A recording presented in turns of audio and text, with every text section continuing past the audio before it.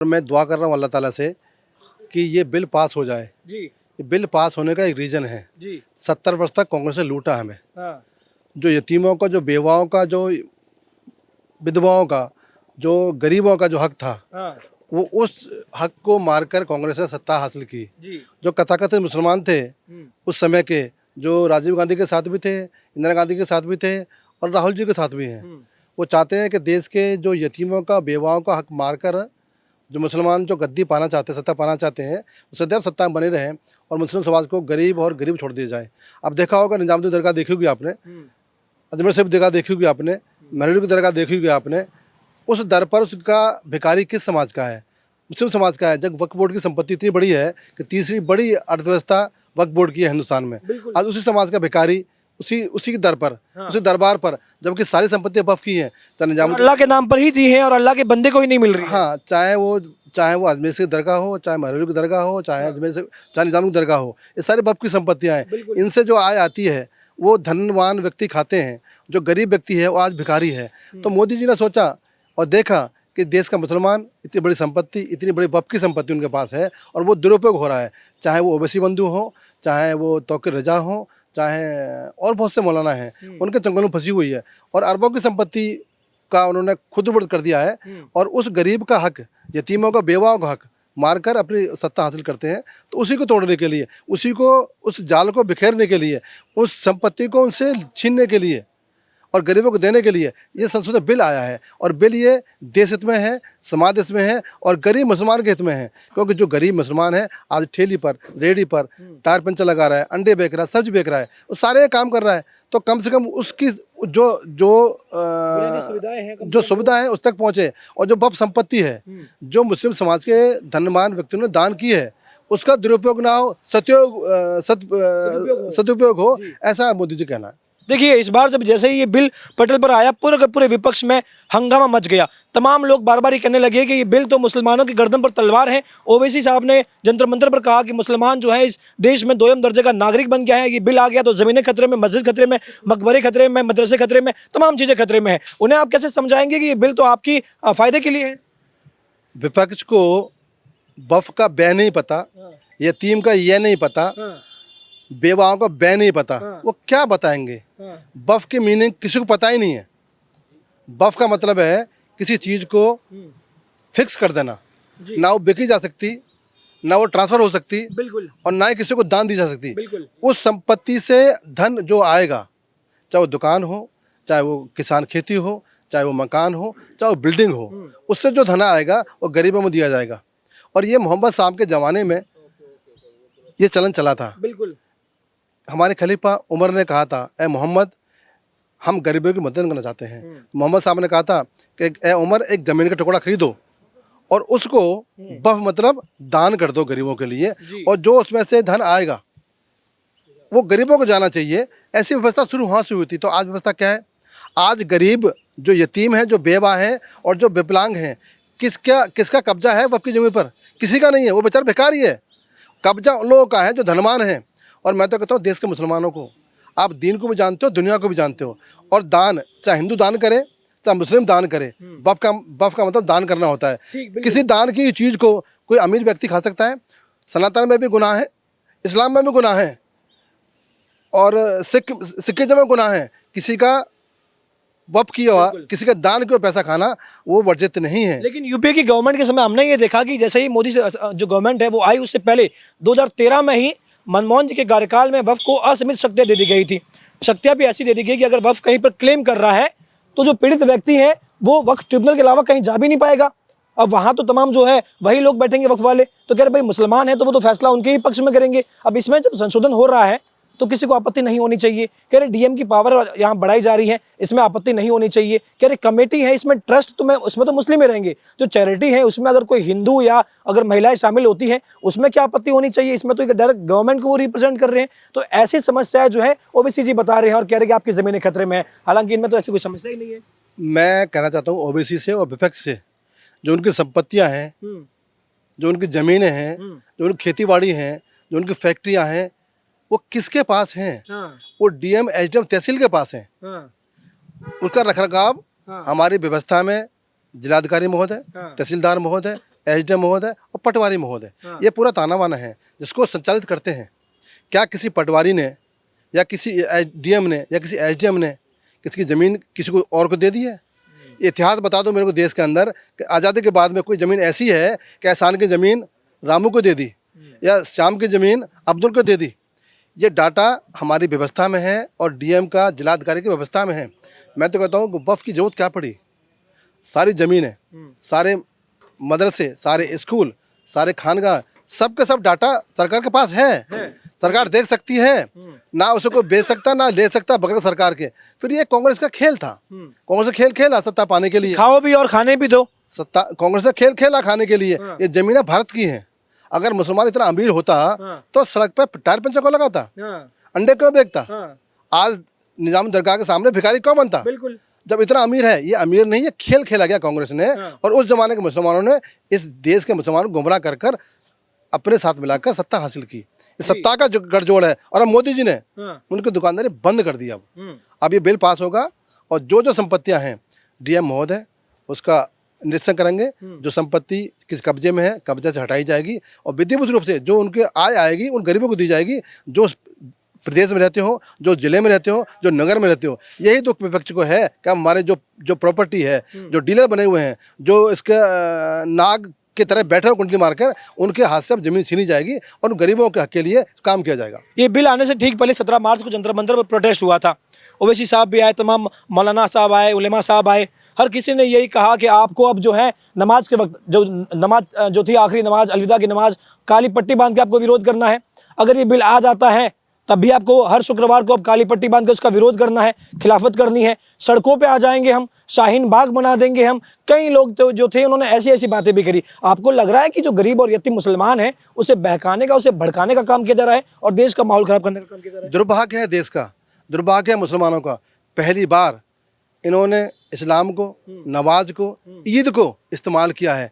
हम जब नमाज पढ़ने जाते हैं तो पवित्र कपड़े पहनकर, मन साफ कर कर उस प्रभु के सामने सजदा करते हैं। चाहे हिंदू हो, पवित्र आत्मा से, पवित्र मन से, कोई द्वेष भाव नहीं, किसी के लिए घृणा नहीं। पूजा तभी होती है कि हम द्वेष से मुक्त हों, घृणा से मुक्त हों, किसी के हम बुरा ना सोचें, तभी नमाज अदा होती है, तभी पूजा होती है। तो इन मुसलमानों ने जो कथाकथित जो बैठे थे जंतर मंतर पर, चाहे कोई बंधु हो, चाहे ओबीसी बंधु हो, चाहे और किसी बहुत से मौलाना हो, उन्होंने इस्लाम को बदनाम किया है, उन्होंने ईद को बदनाम किया है, उन्होंने त्यौहार को बदनाम किया है और अल्लाह उनको माफ़ करने वाला नहीं है।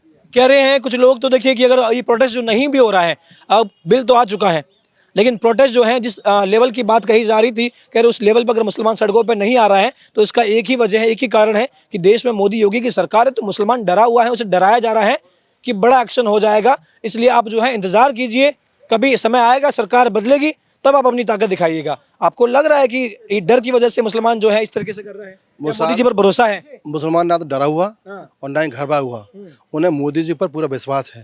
तो जो मोदी जी ने इन 11 वर्षों में जो योजना दी है मुसलमानों को, वो कोई भेदभाव नहीं किया हुआ। और मैं तो पूछना चाहता हूँ उन बंधुओं से जो जंतर मंतर बैठकर कह रहे थे कि मस्जिदें छिन जाएंगी, मदरसे छिन जाएंगे, ईदगाह छिन जाएंगी। एक ईदगाह का नाम बताओ, एक मस्जिद का नाम बताओ, एक मदरसे का नाम बताओ, एक कब्रिस्तान का नाम बताओ, एक यतीम खाने का नाम बताओ जो सरकार छीनने वाली हो। एक का नाम बताओ पूरे हिंदुस्तान के अंदर। मैं एक पूछ रहा हूँ, केवल 50, 100, 200 की बात नहीं कर रहा मैं। एक मदरसे का नाम बताओ कि सरकार छीनने वाली है, एक मस्जिद का नाम बताओ छीनने वाली है, एक यतीम खाने का नाम बताओ छीनने वाली है, एक किसी कब्रिस्तान का नाम बताओ छीनने वाली है। ये केवल प्रोपेगेंडा है, झूठ बोलने का है और मुसलमान समझ गया है। आज बिल पास होगा, कल फिर राज्यसभा में जाएगा और विधिवत रूप से जो ताना बाना था, जो कांग्रेस का ताना बाना था, सपा का ताना बाना था, जो विपक्ष है उनका ताना बाना था, सब तोड़कर और उन गरीबों को हक मिलने वाला है। तो कल, आज और कल हमारी ईद भी है, होली भी है, दिवाली भी है। जो गरीब मुसलमान है वो खुद से झूमेगा और उसको हक मिलेगा, तभी उसके बच्चे पढ़ पाएगा, तभी उसको शिक्षा दे पाएगा, तभी रोजगार कर पाएगा, तभी अच्छा काम कर पाएगा और अच्छा इंसान बन पाएगा, अच्छा मुसलमान बन पाएगा, जब तो उसकी आर्थिक स्थिति ठीक होगी। मध्य प्रदेश हो गया, चाहे भोपाल हो गया, वहाँ तो हमने भी देखा कि कई मुस्लिम माता बहनें जो हैं सड़कों पे आई और बिल के समर्थन में आ रही हैं, मोदी जी को बधाई दे रही हैं कि आप बहुत अच्छा कर रहे हैं। एक तो महिला की इसमें भागीदारी तय करके आप बहुत अच्छा कर रहे हैं, बोहरा समाज जो है उसकी भागीदारी तय करके, अब पसमानदा मुस्लिम जो भाई हैं उनकी भागीदारी को तय करके बहुत अच्छा कर रहे हैं। कहीं ना कहीं आपको लगा कि वक्फ बोर्ड जो था, जिन लोगों के कंट्रोल में था, उन्होंने ही आपस में इतना भेदभाव करके रखा हुआ था कि मुसलमान को ही बांट दिया था वक्फ बोर्ड में। अब मोदी जी क्या मुसलमान को भी एक करने का काम कर रहे हैं? जो बटोगे कटोगे वाली बात हिंदुओं के लिए जो बार बार कुछ विपक्ष के लोग कर रहे थे, मोदी जी अब क्या मुसलमान को भी एक करने का काम कर रहे हैं? मोदी जी ने सभी को एक किया हुआ है, हिंदू मुस्लिम सिख ईसाई को सबको उन्होंने एक किया हुआ है, क्योंकि उनके पास एक ही चश्मा है केवल, वो विकास का, सेवा का और गरीबों का उत्थान करने का। ना वो हिंदू देखते, ना मुस्लिम देखते, ना सिख देखते, ना ईसाई देखते। वो देखते हैं मेरे देश का जो गरीब है, जो परेशान था 70 वर्षों में, जो लूट आता, वोट की जो लूट हुई थी, वो वोट की लूट ना करके उनको अब रोजगार मिले, व्यापार मिले, उनका कारोबार मिले और उस शिक्षा मिले। और जो कि ये ऐसा जो उनके बच्चे हैं, आने वाली पीढ़ी है, पढ़ लिख कर डॉक्टर बने, IPS बने, अधिकारी बने, बिल्कुल जज बने, पायलट बने और सेवा में जाए, देश की सेवा करें। जब तक मेरे देश का प्रत्येक नागरिक सशक्त समृद्ध नहीं होगा, तब तक देश विकसित नहीं हो सकता। ये मोदी जी का कहना है, हम भी ऐसा मानते हैं। 2047 तक जो मोदी जी का विजन है कि इस राष्ट्र को महाशक्ति बनाकर विकसित राष्ट्र बनाना है, जब तक प्रत्येक नागरिक के पास रोजगार नहीं होगा, प्रत्येक नागरिक अपने पैरों पर खड़ा होकर अपनी आय नहीं कमाएगा, तब तक देश विकसित नहीं होगा। यही मुहिम है। 2047 तक ये राष्ट्र विकसित होने वाला है। एक बात और कह दूँ आपको, आपने अभी पहले कहा था कि हिंदू को आपत्ति है कि हिंदू का नाम क्यों आए, तो क्या जो डॉक्टर है वो हिंदू है? क्या मुसलमान जाएगा तो दवाई नहीं देगा? अभी कोई थाने में कोई अफसर बैठा हुआ है, वो हिंदू है, अगर मुसलमान जाएगा तो उसको क्या जेल में देगा? जज हिंदू हैं, हम जब न्यायालय में जाते हैं तो जज जो हिंदू है, क्या हमें न्याय नहीं देगा? अगर मुसलमान जज भी होगा तो क्या हिंदू को न्याय नहीं देगा?